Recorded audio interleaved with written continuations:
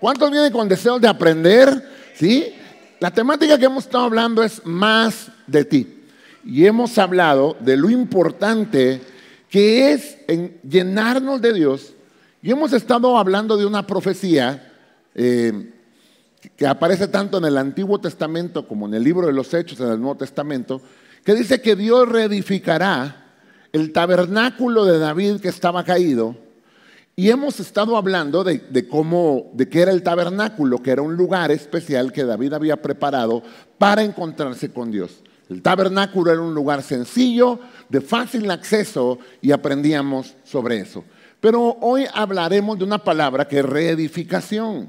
Más de ti, reedificación.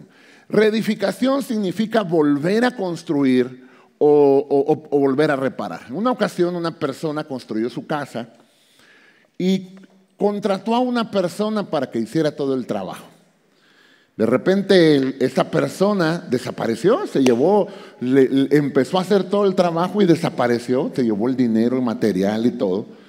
Y entonces el dueño de la casa dijo, bueno, yo quiero terminar mi casa, y contrató a un arquitecto para que pudiera hacerle el trabajo. Entonces el arquitecto le dijo, mire, como no tenemos planos, como no sabemos a certeza lo que está pasando, tenemos que estudiar y ver qué sucedió. Bueno, hizo su estudio y le dijo, tengo una mala noticia para usted.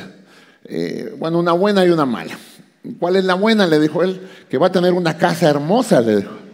¿Y cuál es la mala? Que vamos a tener que volver a reedificar porque los cimientos que se habían puesto eran de mala calidad. Y así nos pasa en la vida.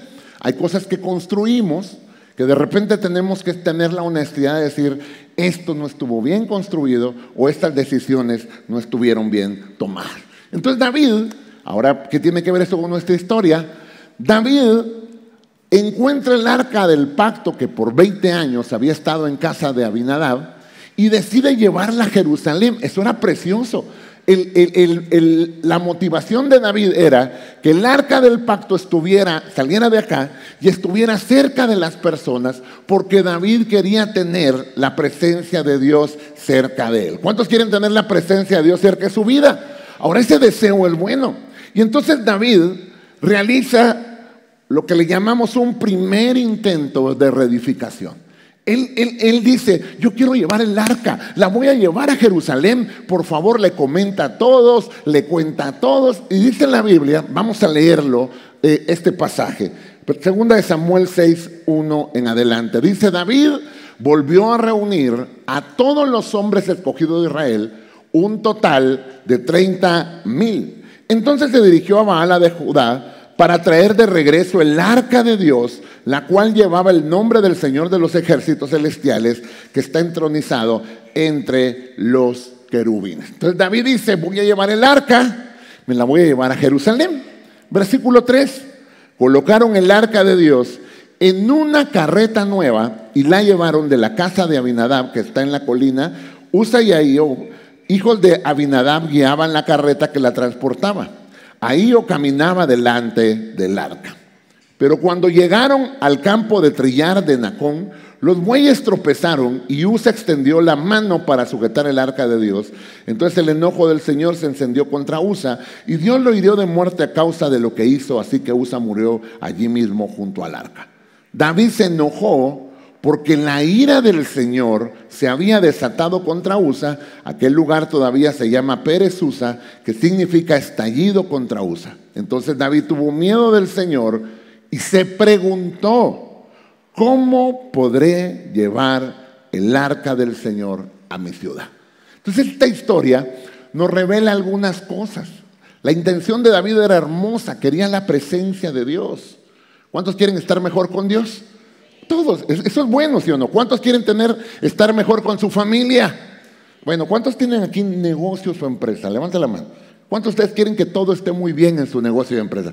Todos tenemos el anhelo, pero cometemos errores, y David cometió algunos errores que hoy vamos a aprender cómo trabajar. En primer lugar, el primer error que David cometió fue tener un liderazgo equivocado. Porque usted nota que David dijo, vamos a llevar el arca, y aparecen dos personajes dos personajes por allí que llaman a mí mi atención. Uno se llamaba Ahío y el otro se llamaba Usa. Ellos aparecieron en la historia. En ningún momento la Biblia dice que los nombraron. En ningún momento la Biblia dice que les dieron autoridad. Pero ellos tomaron el liderazgo y dijeron, nosotros vamos a llevar el arca. Y se emocionaron y se pusieron manos a la obra. ¿Cuál es el problema que a veces nosotros tenemos en la vida cuando queremos generar cambios? Que el liderazgo es el equivocado, que las cosas no se hacen como deben ser hechas. En esta historia eran los sacerdotes los que se tenían que encargar de llevar la presencia de Dios, no eran otras personas. Ahora quiero aplicar esto a la familia. La familia es una bendición. ¿Cuántos creen que es una bendición la familia? Y a veces nosotros nos enojamos, como papás, voy a hablar de los papás, nos enojamos con los maestros. No, es que el maestro no le enseña bien a mi hijo. Pero muchas veces descuidamos un detalle, que el liderazgo de la casa no lo tiene el maestro. El liderazgo de la casa, ¿quién lo tiene? Bueno, se supone. Se supone. ¿Quién se supone que debería tener el liderazgo de la casa? ¿Papá o mamá? Ya nos metimos en un lío, ¿verdad? Pero ¿cuántos de ustedes han visto casas donde quien gobierna no es papá ni mamá, sino el hijo? ¡Ja! El niño rey. Yo no quiero comer esa comida. Y la bienita le brinca, mi niñito. Y la mamá, ay, mi bebé, mi bebé. Tú, inútil, tráele al bebé. ¿Sabe el daño que se realiza cuando el liderazgo está equivocado? Yo he escuchado cosas que suenan muy nobles. A veces de repente dicen, no, tú no le tienes que decir a tus hijos nada. Déjalos ser. Déjalos que se expresen. Y ojo, aunque se oye noble, hay un peligro ahí. Porque nuestros hijos tienen una individualidad que Dios les puso. Son únicos. ¿Cuántos dan gracias a Dios porque nuestros hijos son únicos? Pero están en un proceso de desarrollo, de crecimiento, donde nuestra responsabilidad como papás es determinarles y ponerles los lineamientos por los cuales van a caminar. No sé si me explico. Ay, pero el niño quiere un cuchillo. Denle un cuchillo al nene. ¿Usted le daría un cuchillo al nene? Sí, pastor, se lo voy a dar para que se quite la gana. Hay una responsabilidad. David se emocionó y dijo, yo quiero la presencia de Dios. Pero el liderazgo fue equivocado. David tenía que ir con quien debía ir. Eso es como cuando el hermano mayor quiere corregir. ¿Qué pasa cuando el hermano mayor quiere corregir en la casa? ¿Se ha visto que el hermano de repente dice, ahorita vamos a arreglar la casa? Y si no, les pego. Como todo buen hermano mayor, ¿verdad? ¿Y qué pasa? ¿Qué hacen los hermanos? ¿Sí o no? ¿Qué hacen los hermanos? Tú no nos vas a decir a nosotros qué hacer, porque tú no nos mandas. Pues ahorita te voy a imponer mi autoridad. Y el otro le responde, para luego es tarde, dice, ahora mismo, ¿no? Es decir, es como por ejemplo a veces, la otra vez un papá me decía, pastor, regaña a mi hijo porque tiene novia y yo quiero que estudie. Yo le dije, a ver. Yo no soy, en ese sentido no soy autoridad en tu casa. Yo puedo dar un consejo, yo soy consejero. Mi trabajo es enseñarte la palabra, pero quien es autoridad en tu casa eres tú. La otra vez me dio terror porque entró un niño llorando. Y de repente la mamá le dice, te está viendo el pastor, te está viendo el pastor. Te va a regañar el pastor. Y el pobre niño me miraba. Yo dije, ¿qué ganas le van a dar del niño de venir a la iglesia? Dice, el pastor, te parece el niño el señor del costal, ¿verdad? Y yo siempre digo, hermano, son los padres los que tienen la responsabilidad de decirle, no la escuela. La escuela tiene una función formativa en la vida de nuestros hijos. Pero somos nosotros los que determinamos, los que les damos dirección. De hecho, la Biblia dice que los hijos son como flechas en la mano del valiente. Por eso nuestro grupo adolescente se llama Saetas. Porque ¿sabe qué se hace con una flecha? Se direcciona. Se le da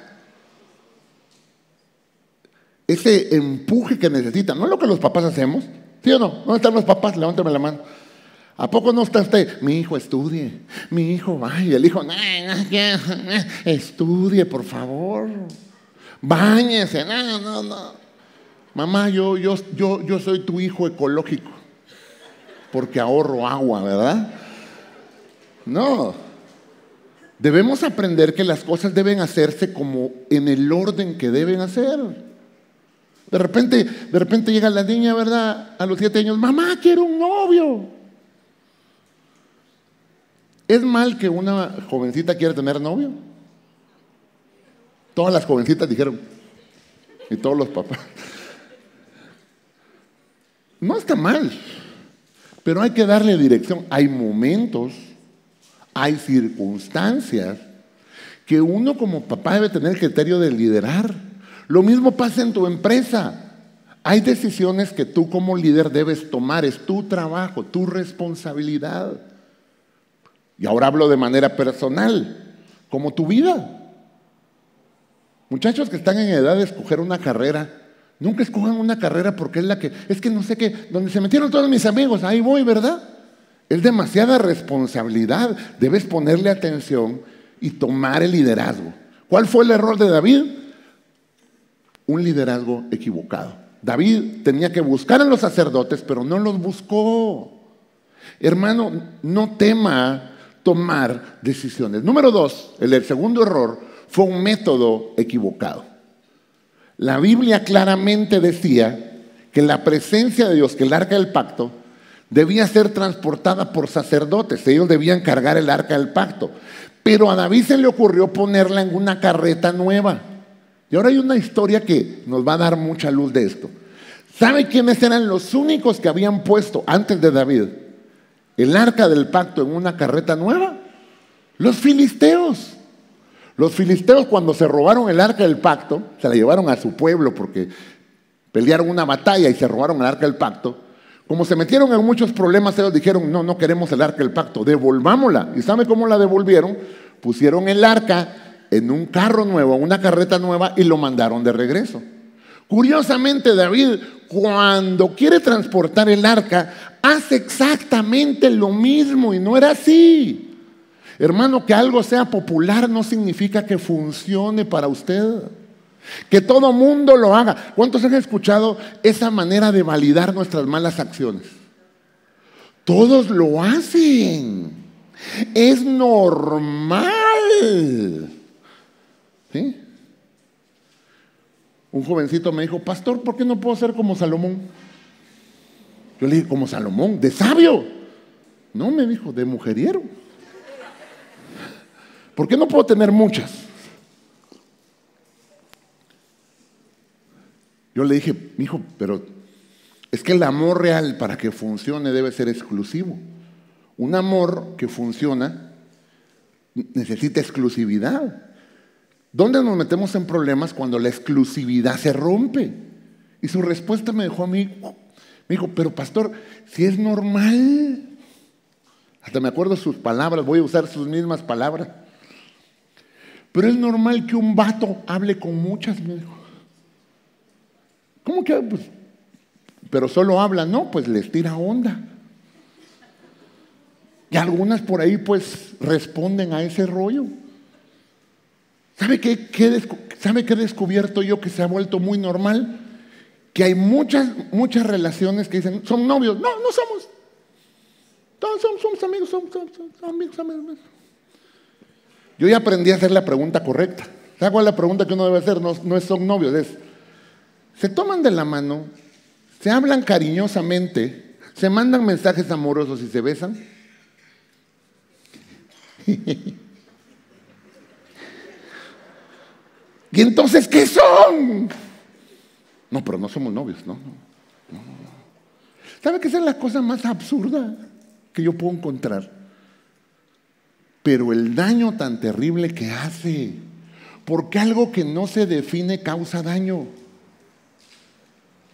No sé si conocen a los jovencitos que andan besando a todas y de repente hay una muchachita bien emocionada que dice, ya todo esto, le dice ella, somos algo.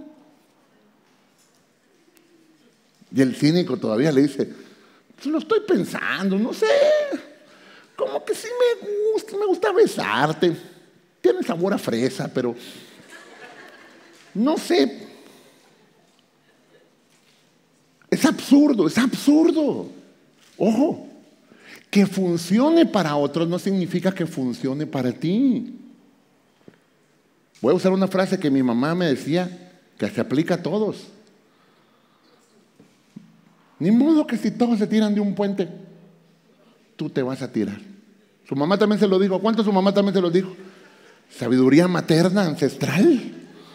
Tienen una obsesión con los puentes las mamás, pero de verdad tienen razón. Que todos lo hagan no valida. Incluso hay cosas que son legales. Hay personas que dicen, pastor, pero es que si yo bebo, no es ilegal. No es ilegal.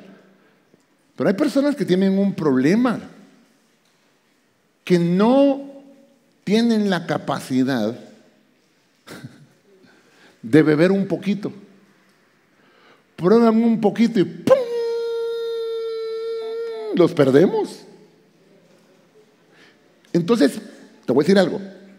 Para ti eso sí es un problema. Dice la Biblia, todo me es lícito, pero no todo me conviene. Y luego dice, todo me es lícito, pero no me dejaré dominar. Todo lo que te domina para ti se convierte en pecado. Pero no es pecado para los demás, pero para ti sí te domina. ¿Sabe cuántos tienen adicción de redes sociales?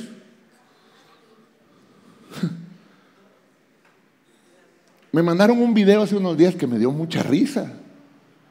Y el video había una educadora explicando cómo nuestros dedos, hablando de cierta generación, tenían un callo por el uso del lápiz. Y yo me busqué el callo y sí lo tengo. Y cómo las generaciones ahora tienen una desviación en el dedo meñique por el uso del celular. Véase su dedo y algunos ya lo están viendo, ¿verdad? Es verdad. Ahora, ¿es malo el celular? No, es una herramienta.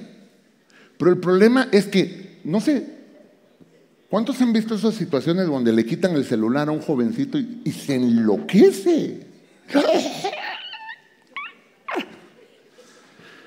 ¿Sí? Es una mezcla entre El Exorcista 3, Chucky. Una cosa terrible. Y tenemos métodos equivocados para hacer las cosas. Él usó una carreta nueva y no debía haberlo hecho así. A veces queremos la novedad en las cosas o porque los demás lo hacen. Tercer error que cometió, entusiasmo sin obediencia. Se emocionó. Dice la Biblia que dijo, y llevamos el arca. Y hizo una fiesta. Yo digo que David era oaxaqueño, ¿eh? ¿Sí? Para todo, fiesta, comida. Hizo una fiesta. Estaba alegre. Pero había un detalle. En toda la fiesta no hubo adoración, ni sacrificios, ni nada. Uno lee la historia y David lo único que tenía era la emoción de llevar esto para allá. No basta el entusiasmo sin obediencia. ¿Cuántos han visto esos niños que cómo nos emocionan cuando les decimos, mi hijo, arregla tu cuarto? Sí, mamita, lo voy a arreglar. Entusiasmo. Llega usted a las horas al cuarto, ¿verdad? Usted contento porque usted vio tanto entusiasmo que usted dijo, no, pues, hasta que llegue todo va a estar lindo. Y cuando llega, usted ve que parece que pasó ahí una tormenta, ¿verdad? Y usted dice, mi hijo, ¿qué pasó? ¿No me dijiste que arreglar tu cuarto? Sí, lo iba a arreglar, pero no lo arreglé. Entusiasmo sin obediencia. ¿Cuántos han visto personas que te dicen, te prometo que no lo vuelvo a hacer? Y hasta lloran.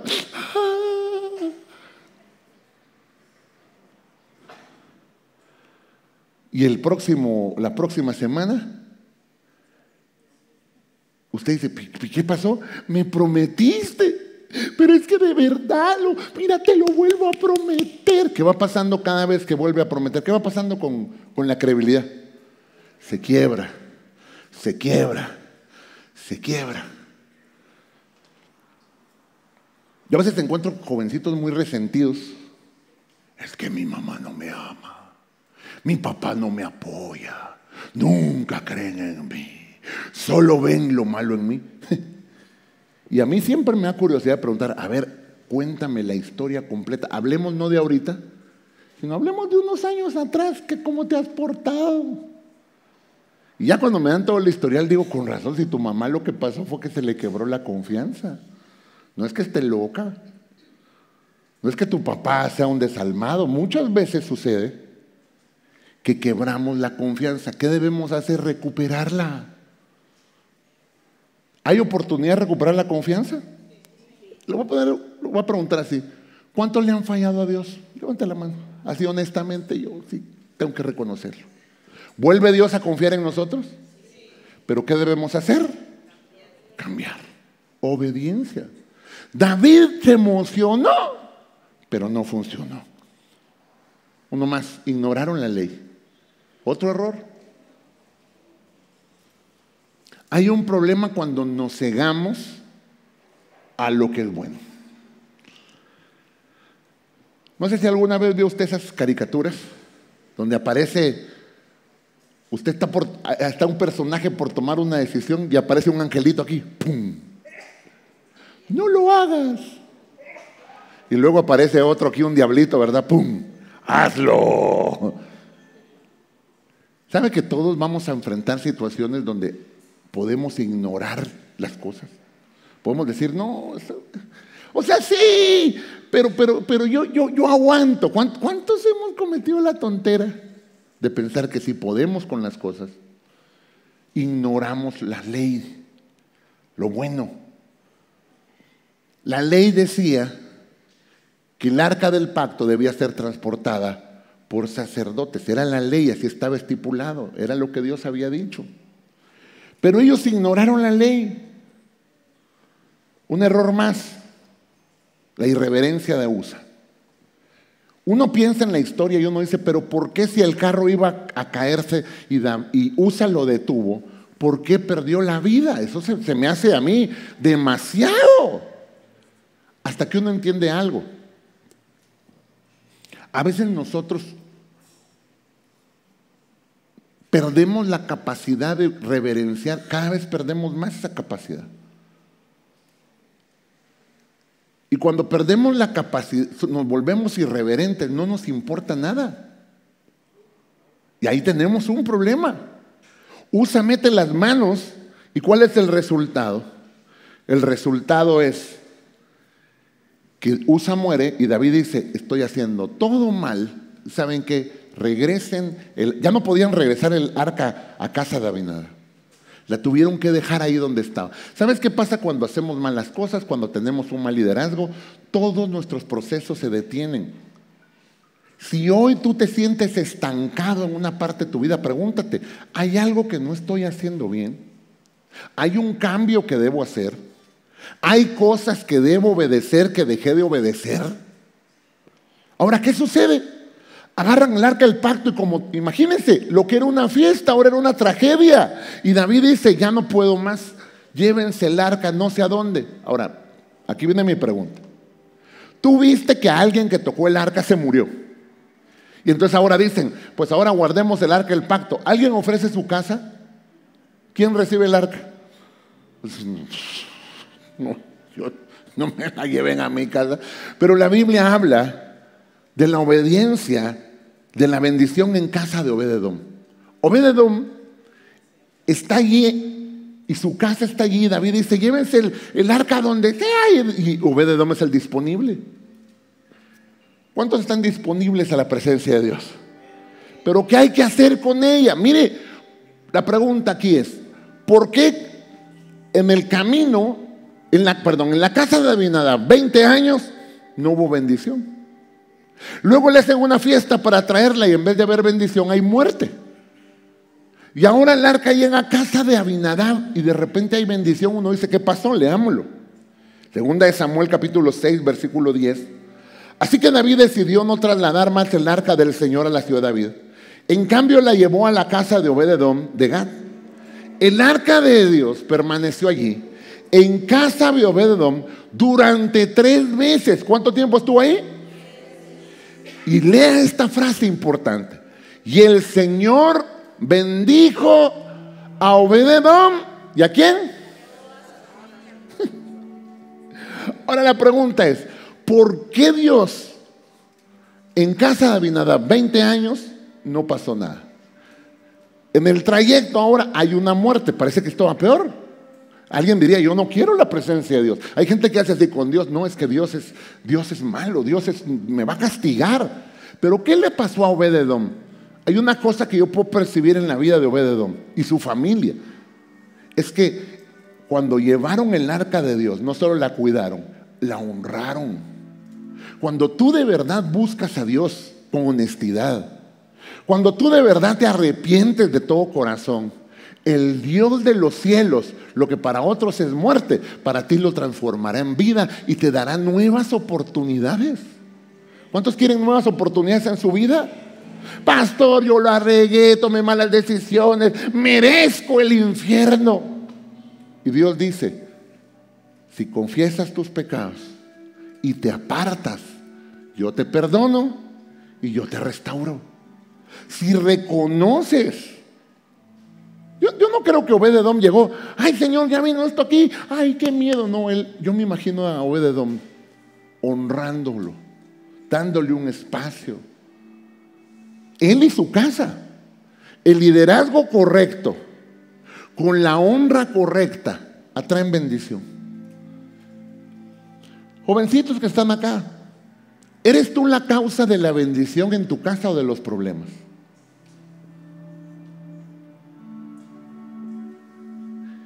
Piensa un poquito. ¿Qué es lo que atrae? Si tú eres un imán, ¿qué atraes?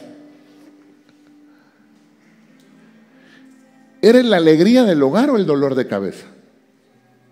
Ahora, pastor, ¿está haciendo una acusación? No, yo fui el dolor de cabeza de mi mamá y le dio unos dolores de cabeza terribles, hasta que tuve que reconocer que no podía seguir igual y que algo debía de cambiar. Y el Dios maravilloso y hermoso que tenemos nos da nuevas oportunidades. ¿Cuántos han recibido las nuevas oportunidades de Dios? Es algo precioso. ¿Vas a seguir haciendo lo mismo o vas a hacer un cambio en tu vida? Obed-edom honró la presencia de Dios. Y entonces ahora, sigue diciendo la Biblia, el versículo 12.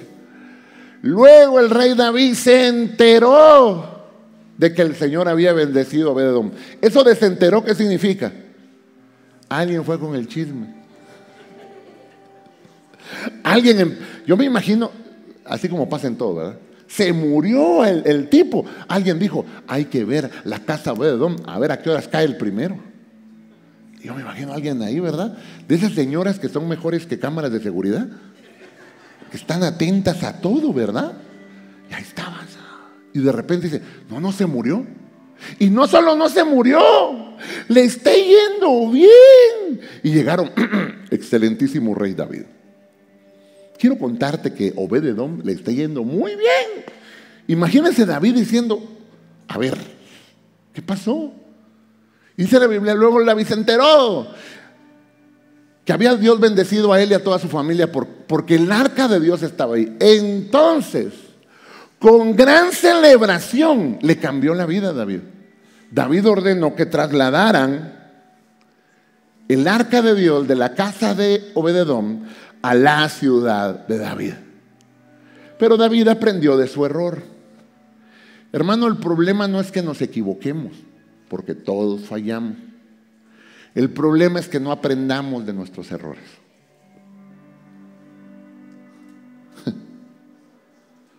Una vez te tiene que pasar en la vida. Si hay un agujero enorme, vas caminando y por ir en el celular no te diste cuenta y te vas en el agujero, pues fue un error. Pero si al otro día vas por el mismo lugar está el mismo agujero y te vuelves a caer. ¿Cómo le llamamos a eso? ¿Cómo le llamamos a eso? Pongámosle nombre. Eso que usted pensó. Y si al tercer día vuelves a pasar por el mismo lugar y te vuelves a caer, y luego explicas, es que así camino yo, me gusta irme en los agujeros. Es absurdo. Te vas a equivocar si todos. Ay, pastor, me enamoré de un chico, me rompió el corazón. Pero una vez, pero si después dice, todos los hombres son iguales porque tú escoges.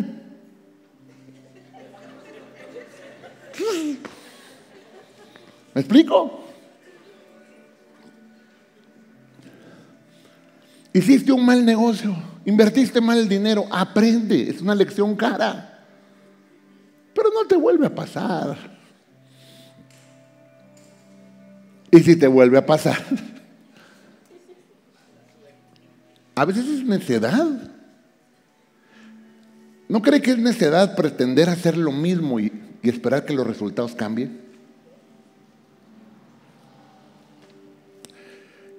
Ahora David tiene una reedificación exitosa. Ahora veamos que sí fue lo que sí hizo bien. Pongan atención porque de esto vamos a aprender. ¿Qué hizo David bien? Dice la Biblia, segunda de Samuel 6, 13 y 15. Dice, después de que los hombres llevaban el arca al Señor, dieron 6 pasos. David sacrificó un toro y un ternero engordado. Y David danzaba ante el Señor con todas sus fuerzas, vestido con un efod de lino. Así que David y todo el pueblo de Israel trasladaron el arca al Señor entre gritos de alegría y toques de cuerno de carnero. ¿Qué hizo David? Ahora David no solo se emocionó, sino investigó cómo se hacía y cómo se debería hacer. Había que tener sacrificios, hasta su vestuario cambió.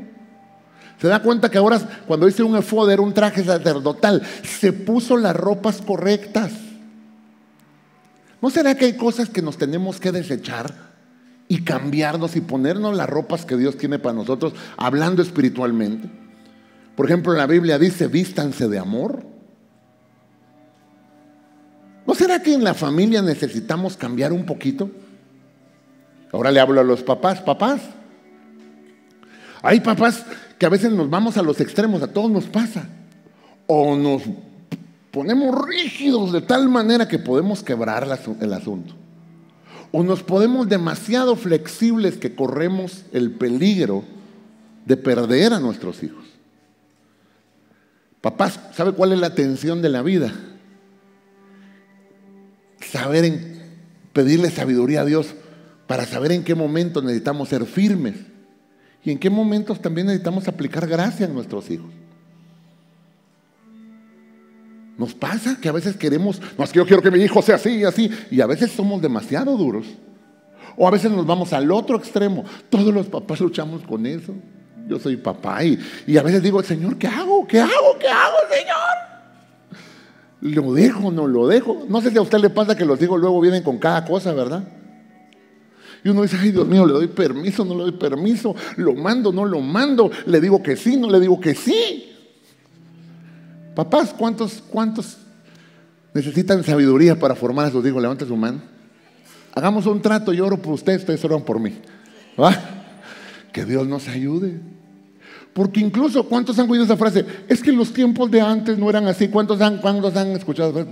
Pero es verdad. Hay cosas que nuestros hijos son otra realidad. Por ejemplo, ¿cuántos se acuerdan cuando a uno lo castigaban diciéndole, pues ahora no sales a la calle? ¿Cuántos se acuerdan que eso era un castigo? Y uno lloraba. Ahora usted castiga a sus hijos así, pero con que tengan internet. Son felices, se conectan con el mundo. Ven lo que quieran, juegan lo que quieran. Son tiempos distintos. ¿Se acuerda cuando usted miraba televisión, en su televisión de 12 canales? ¿Se acuerdan? Algunos no vieron eso. Hoy los chicos tienen Amazon Prime, Disney, y todos dicen, no tengo nada que ver. Y uno dice, ¿cómo no tienes nada que ver? Son tiempos difíciles, diferentes. Dios nos dará sabiduría. ¿Qué hizo David? Se puso a investigar cómo hacerlo correctamente. Hermano, no sabemos todo. Eso es algo importante. Usted no lo sabe todo, pero hay que preguntar, hay que investigar. Yo no lo sé todo, pero podemos saber cómo hacer las cosas. ¿Qué hizo David? Primera de Crónicas 15:15, aquí el orden se restauró. Entonces los levitas, esto era lo importante, usaron las varas para cargar el arca de Dios sobre sus hombros, tal como Moisés lo había mandado de acuerdo con la palabra del Señor. Es decir, ahora sí hicieron las cosas como deberían hacerse. Hay cosas, hermano, que sí hay que hacerlas de cierta manera. Todo lo que tiene que ver con honrar debe hacerse en orden. Luego hubieron sacrificios, según de Samuel 6:13. O sea, obediencia con sacrificios. Después de que los hombres que llevaban el arca del Señor dieron 6 pasos, David sacrificó un toro y un ternero engordado. Es decir, en el pasado David tuvo entusiasmo sin obediencia. Y ahora tuvo obediencia con sacrificio. La obediencia es difícil. ¿Sí o no? Obedecer es fácil. A ver, pregunto, ¿obedecer es fácil? Tu doctor te dice, no comas eso. ¿Y qué haces? Le obedezco. Le he dicho en otras ocasiones, no como el de irónico cuando uno ve un letrero que dice, no tire basura. ¿Y qué es lo que más encuentras ahí? Basura. No entre, entras. No hable, hablas. Pero cuando hay obediencia, hay bendición. Y cuando hay sacrificio, hay bendición. Y pregunto, ¿cuántos quieren bendición? Obediencia. Segunda de Samuel 6:14, reverencia y gozo. Y David danzaba ante el Señor con todas sus fuerzas. ¿Qué hacía David? Danzaba. Y vestía un efod de lino. Entonces mira cómo quiero terminar. Voy a hacerte un resumen rápido. David tiene una buena intención que le sale mal. Aprende de su error y Dios lo bendice. La vida funciona así. Dios no es un Dios que te rechaza porque te equivocaste. El problema está en cuando nosotros no queremos reconocer nuestro error y nuestra necesidad. No sé, papás, pero ¿le ha pasado que nos equivocamos a veces como papás? Reconozcámoslo y cambiémoslo. Eso va a traer bendición a nuestros hijos. Hijos, si un día te equivocas, reconócelo. Hiciste un mal negocio, reconócelo. Actuaste mal en una situación, reconócelo. Rompiste una regla que sabes que no debías romper, reconócelo. Y cuando las cosas cambian, la bendición de Dios está ahí. Si usted quiere más de Dios, no solo es entusiasmo. A ver, hermanos, ahora vamos a cantar, ahora vamos a gritar. Eso está extraordinario. Hay que hacerlo, lo hemos motivado. Pero necesitamos obediencia. ¿Qué tal si hacemos una oración hoy y le decimos, Dios, reconozco que te necesito? Cierra tus ojitos. Si hoy Dios te habló a tu corazón, si te diste cuenta que algo no está bien, que has tomado malas decisiones, que hay algo que no estás haciendo en orden, que no estás honrando tu casa, que no estás honrando a tu familia, hoy es el momento de decirle, Señor, perdóname. Vamos, es el momento de decirle, Señor, perdóname. Si te has permitido cosas que no debes permitirte, si has actuado de maneras que reconoces que no son correctas, es el día de cambiar las circunstancias. Dios está contigo. Padre, en el nombre de Jesús, hoy queremos orar para pedir que tu bendición esté sobre nosotros. Con todas nuestras fuerzas oramos para pedirte, Dios, que veas nuestro corazón. Dile, Señor, quiero ser un buen padre, ayúdame. Quiero ser un buen esposo, una buena esposa. Señor, quiero honrar a mis padres. Hoy quiero poner todo en orden. Si hay algo con lo que estás luchando ahí con tus ojos cerrados, dile: Dios, ayúdame. Dios está aquí. Su presencia está en medio de nosotros. Su gracia está en medio de nosotros. Hoy dile: Dios, reconozco que necesito tu ayuda. Quiero tu presencia, pero no quiero hacer mal las cosas. Ayúdame. Pídeselo. Ayúdame, Señor.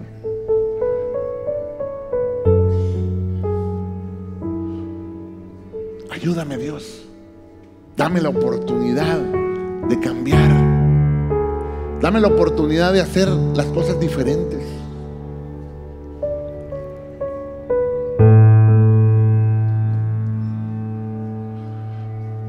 Padre, en el nombre de Jesús, oramos hoy y pedimos que tu bendición esté sobre nuestras vidas. Ayúdanos, Señor.